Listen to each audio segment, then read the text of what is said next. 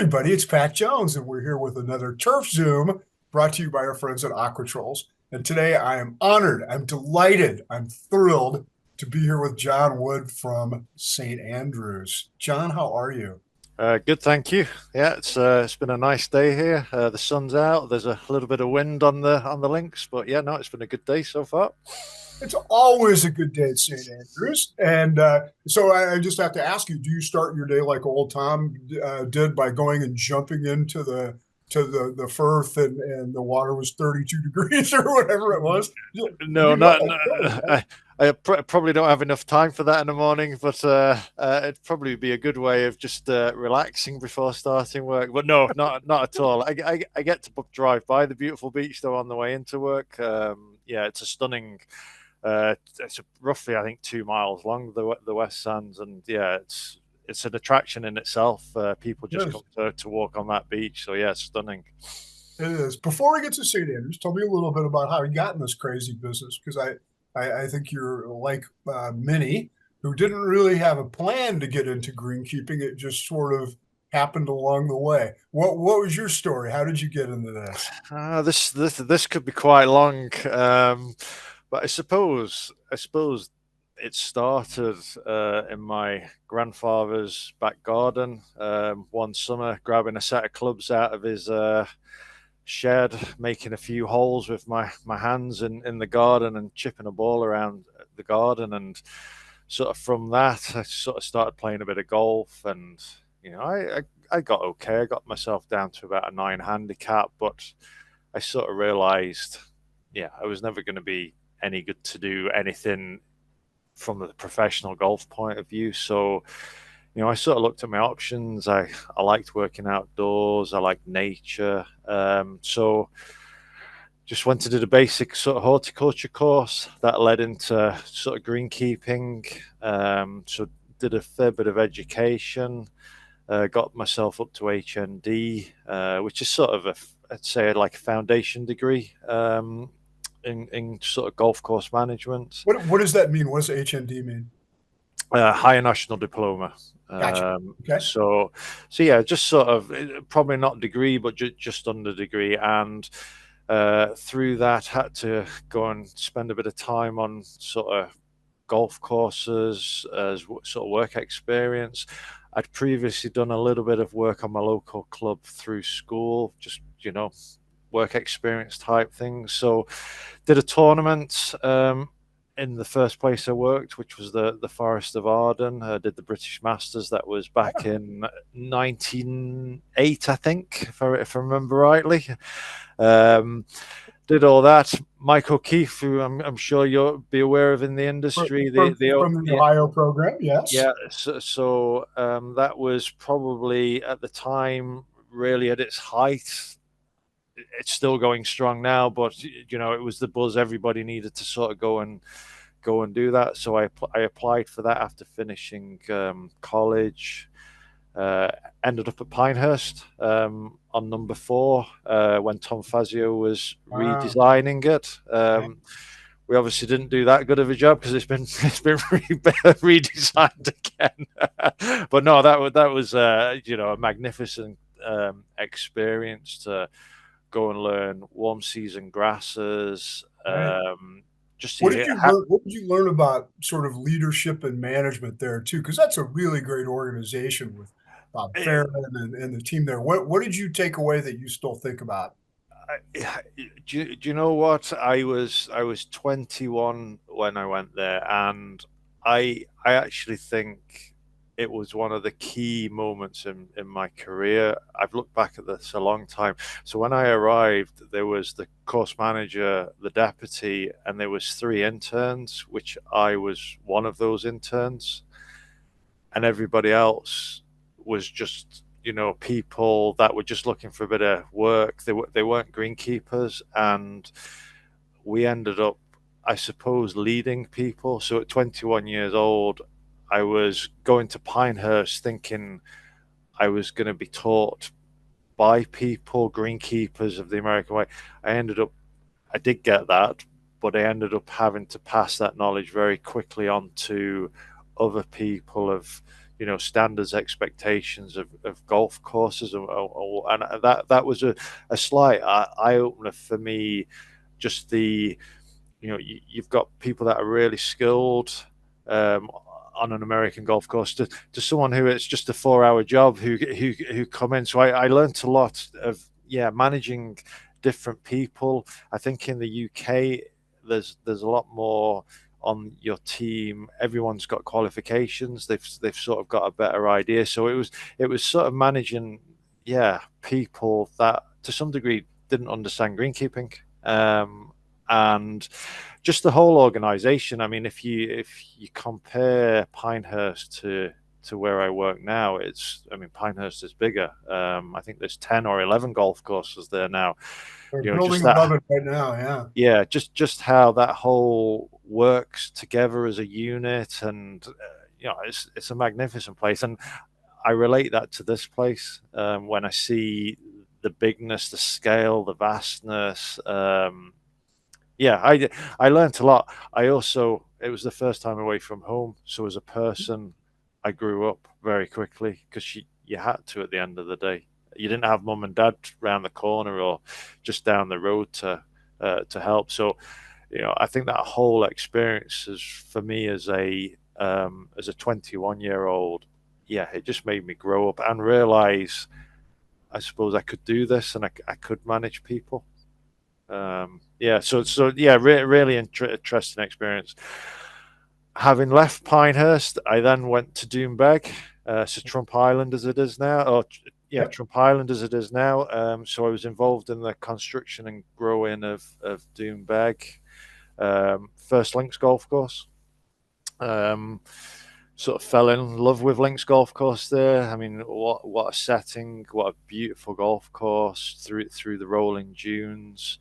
No trees, that's a benefit. No leaves in the autumn time, or pine needles as it was at Pinehurst.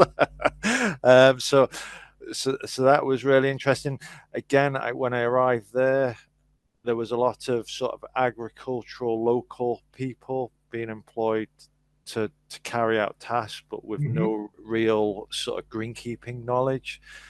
So again, I was suddenly flung into organizing small teams and helping build the golf course and working quite closely with the course manager and the deputy there.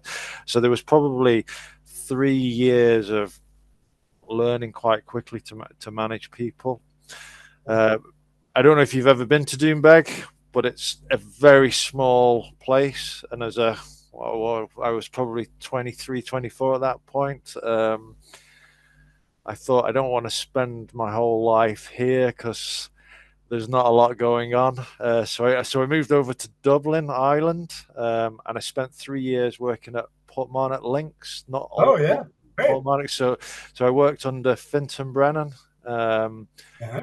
and he probably instilled links greenkeeping, fine fescues the most to me. He would be probably career defining. This is what I want to do. I want to work on links golf courses. I want to manage fine fescues or attempt to grow fine fescues, and you know that sustainability, sometimes less is more sort of approach. So he would be my first real mentor, I would say, within in the industry. Still talk to him today about things, and questioning what he's doing.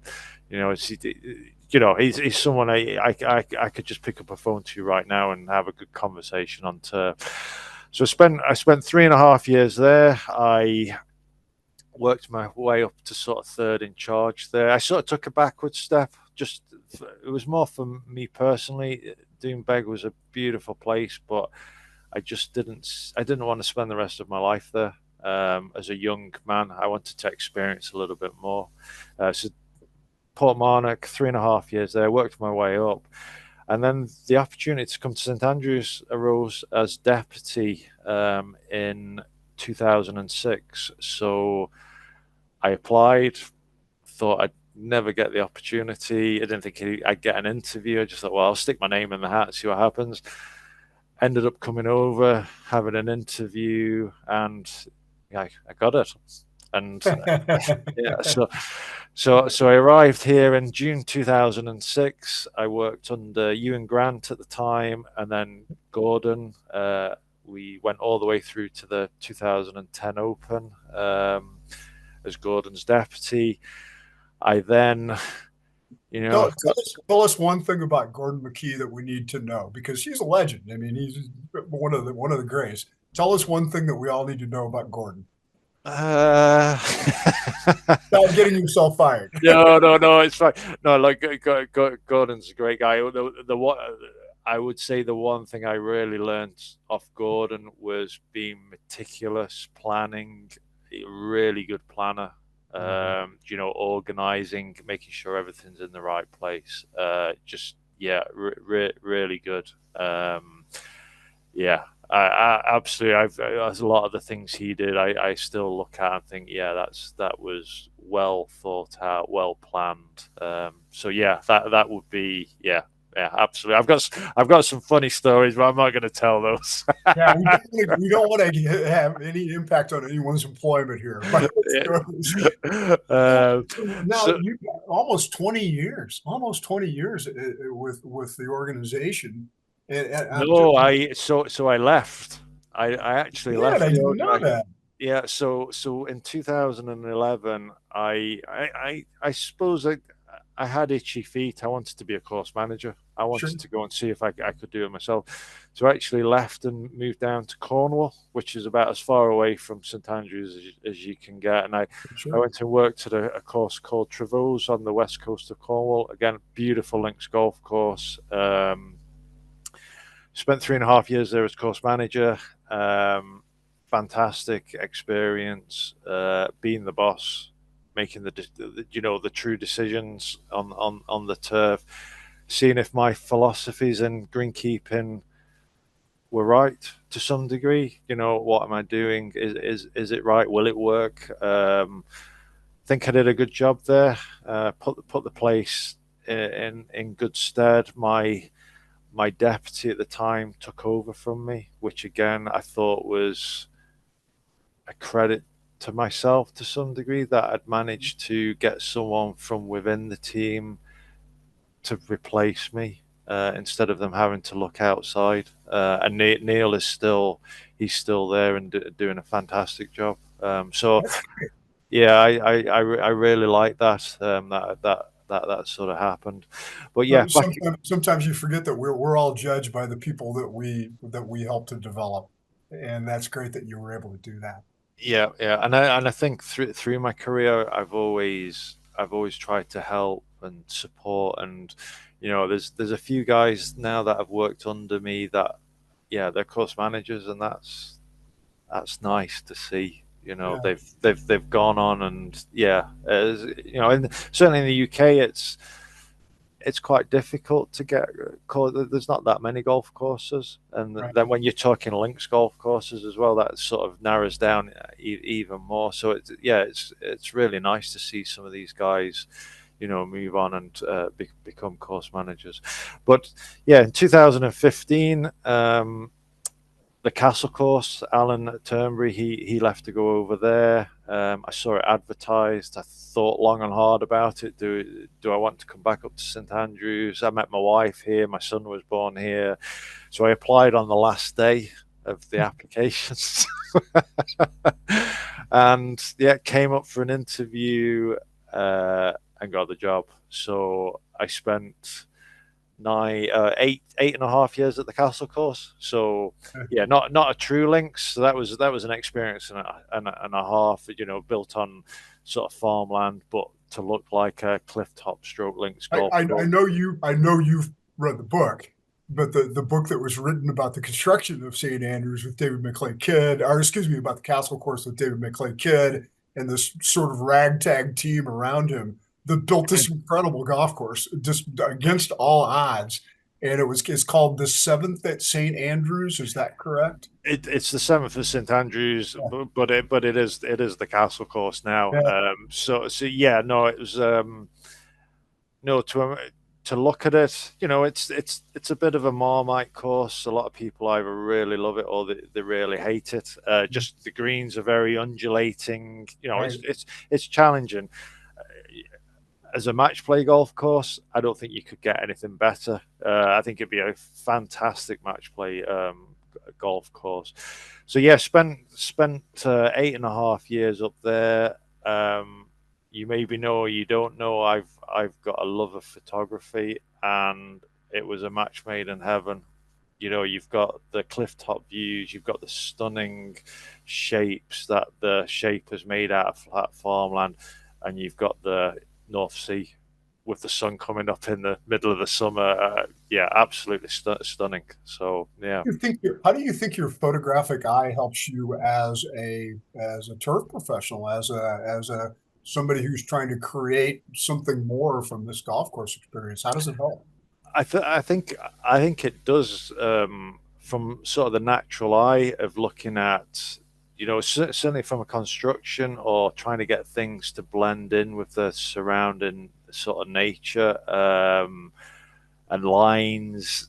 Yeah, when you visually look down a hole, it needs to sort of, as a photography, you build it up. You've got the rules of thirds and etc. etc. And when you look at a golf hole, it has to visually look pleasing, I think, for someone to enjoy sort of playing it. So yeah, no, I think it does, and you sort of, yeah, you look at it from, I suppose, different eyes. It's not just a golf course; it's a beautiful piece of land that has been Right.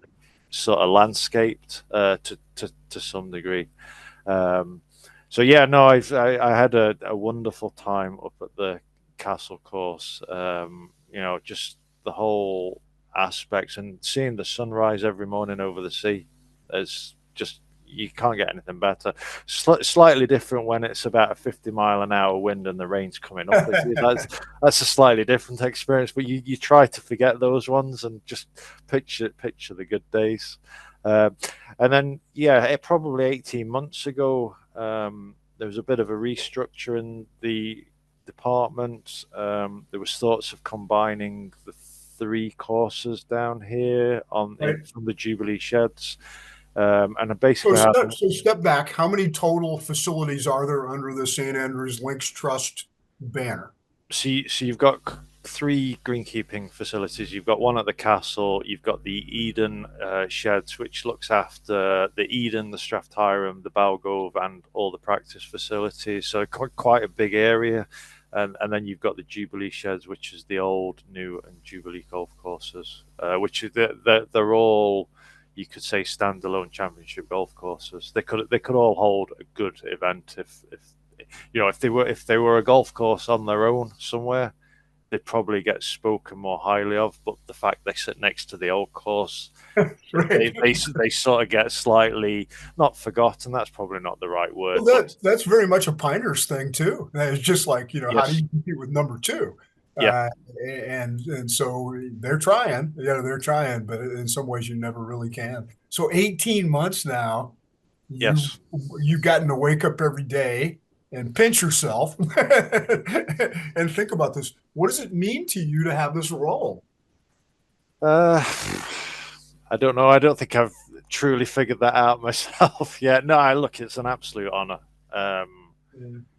you know, you, I still get goosebumps when I stand down at the home end and I look up the 18th.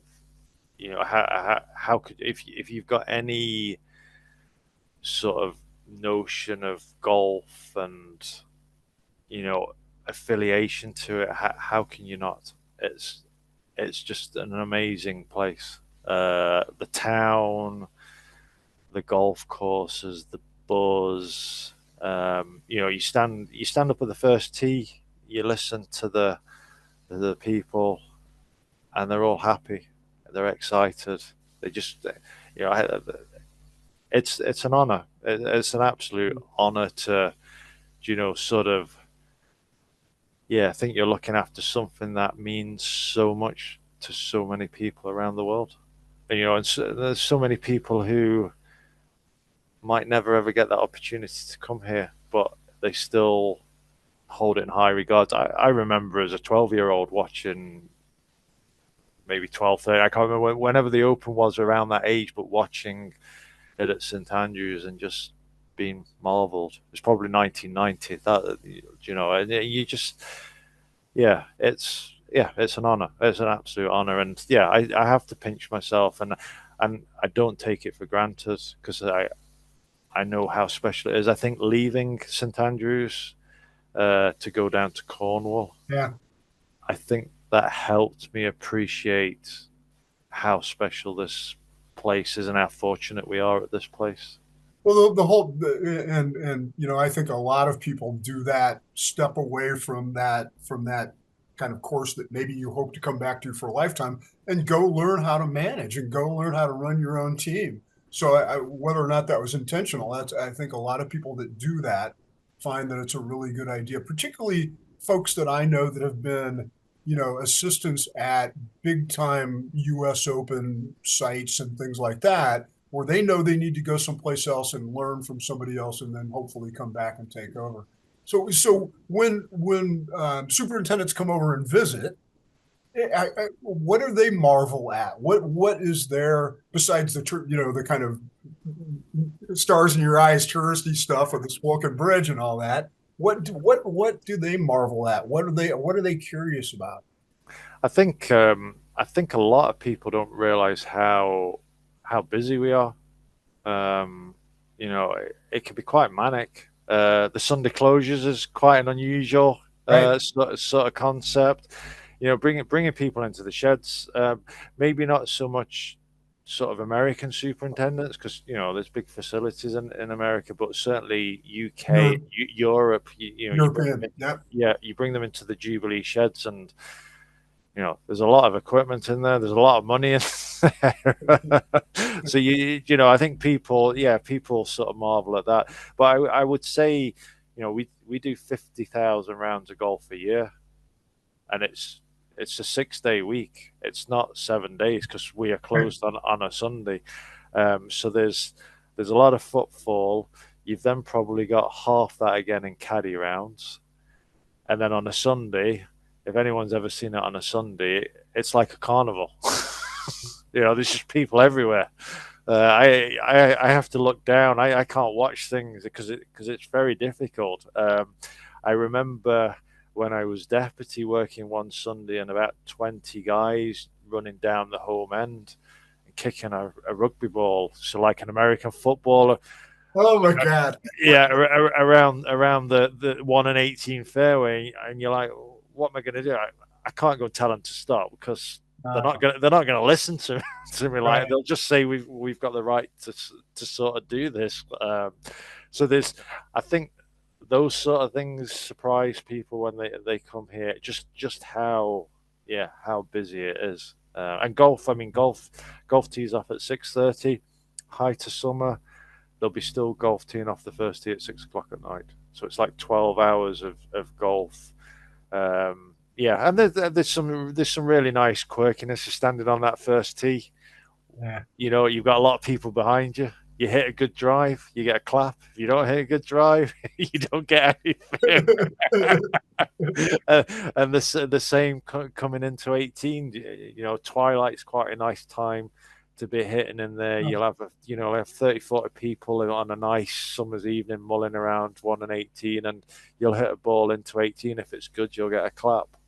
You know, there's just some real nice nuances um, on the golf course. But no, I would say how busy we are is always a Yeah. bit of a surprise to people. Yeah, interesting. So what are the sort of challenges you face? I remember a few years ago, and this I thought was an interesting juxtaposition between golf in the US and golf in the UK, that when the last Open that was hosted there was a pretty good sized fairy ring on the 18th green, right? And it's just that's something that you know the superintendents over here, their eyes are about this big. Yeah, yeah, yeah. So how do they do that? But it's a different philosophy there. It's that's it in some cases kind of an accepted part of turf. What are some of those things that you deal with, and how do you find yourself dealing with them from an agronomic standpoint? I think, yeah, you can't. can't fight nature.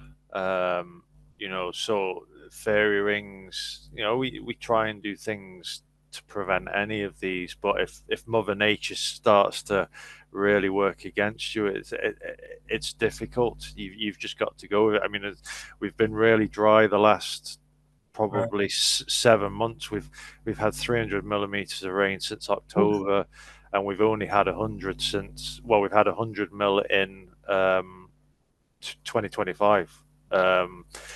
Compare that to 12 months ago.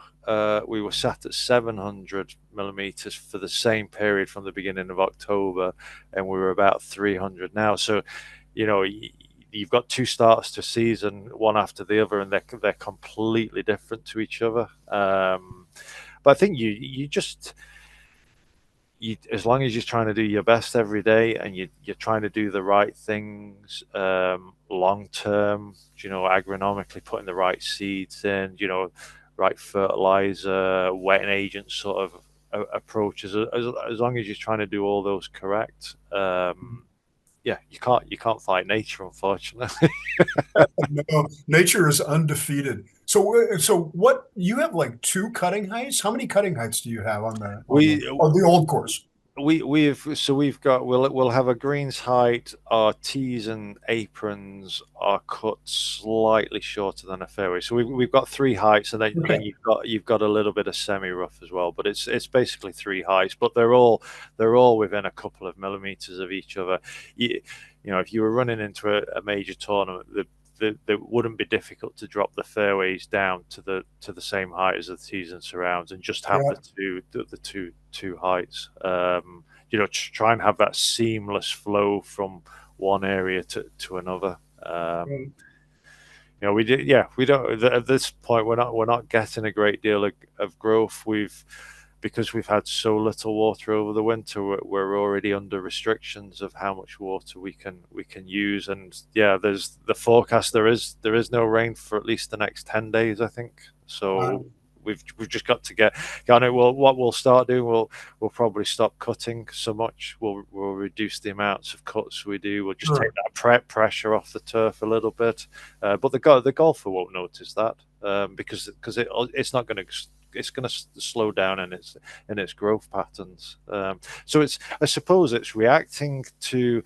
It's being as proactive as you can to withstand these weather challenges. From years, months out. But at the same time, you sometimes have to be reactive at the moment. Just because you've always done things this way doesn't mean that's the correct at this moment in time.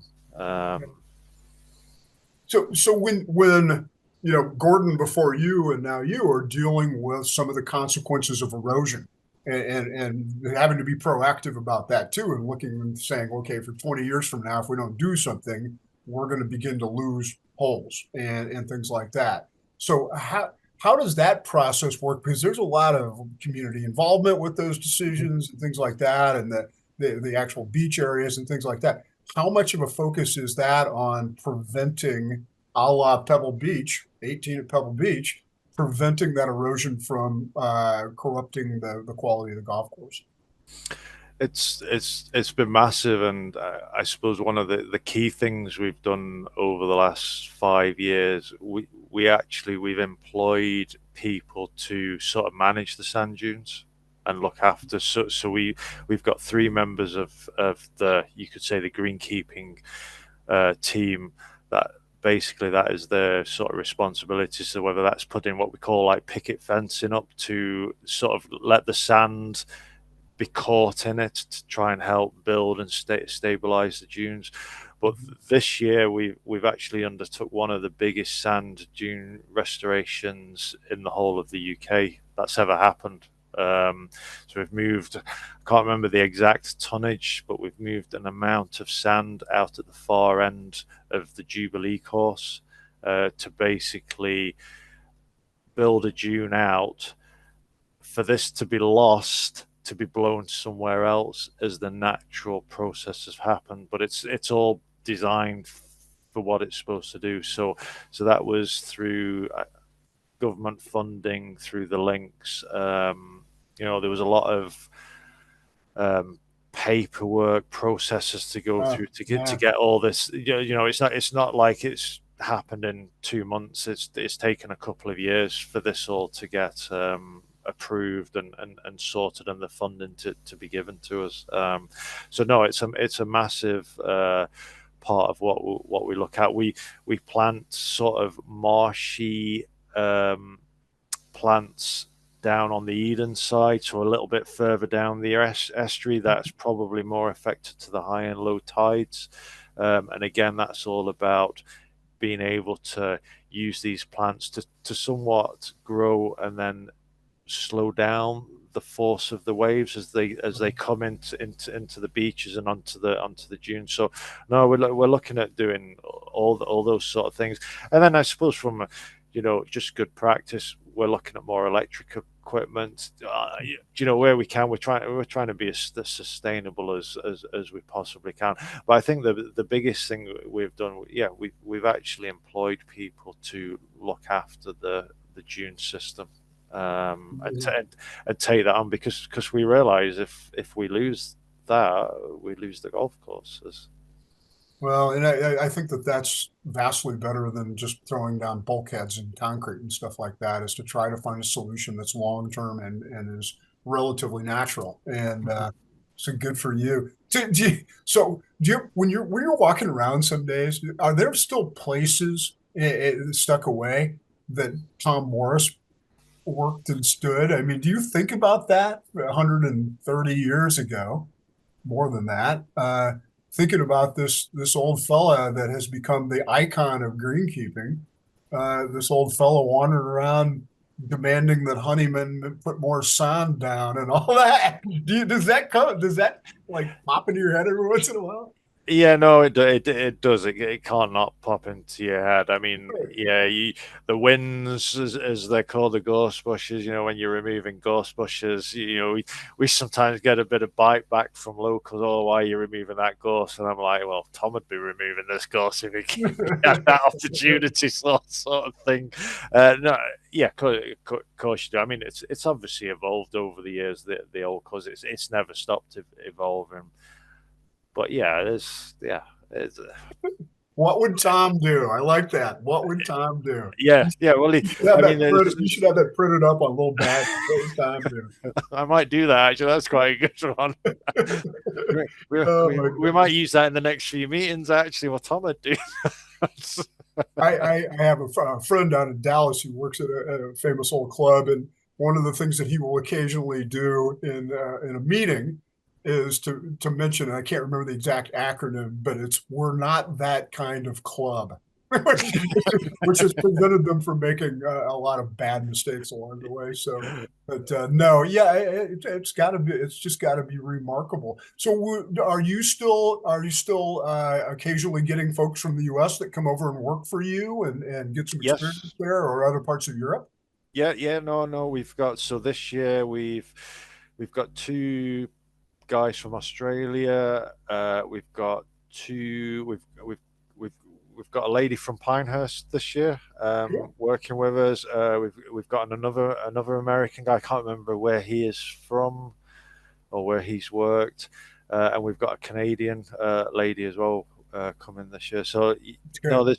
there's yeah, we do. It seems to have the last few years after COVID had been a bit slow, a bit tough, but things this year has been good. It seems to have picked back up. We generally, Australia from a visa point of view is probably easier for people to come. Right. This is, I think, the first time in quite a few years we've had Americans. So no, it's great. It's great to see. Okay. Yeah. Great. So, what do you want everybody to know about what it's like to be the course manager for not just the old course, but several courses? What do you want people in your community, your brethren around the world? What do you want them to know about what that's like for you? um. Well, I think it's an honor. Um, you it has yeah, it's an honor. It has its challenges.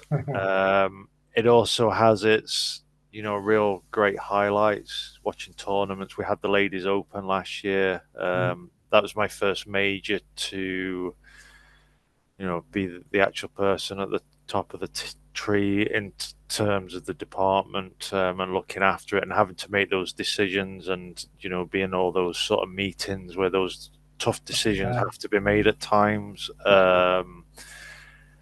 Yeah, I don't know.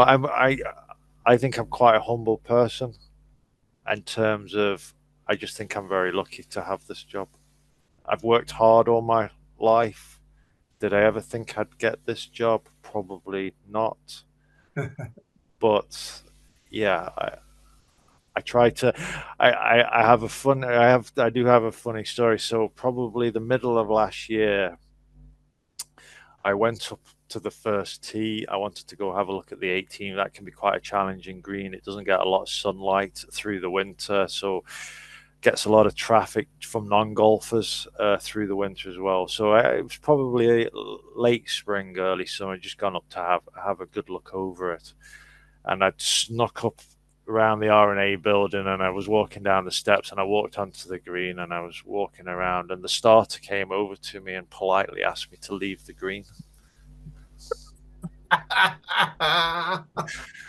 And I actually took that partly credit that, yes, that person doesn't know me, so I'm not getting that big headed about this position, sort of thing. No, they never did let old Tom into the clubhouse. So No. So I politely told the lady in question that I was the course manager, and she's like, oh, I'm really sorry. I said, it's fine.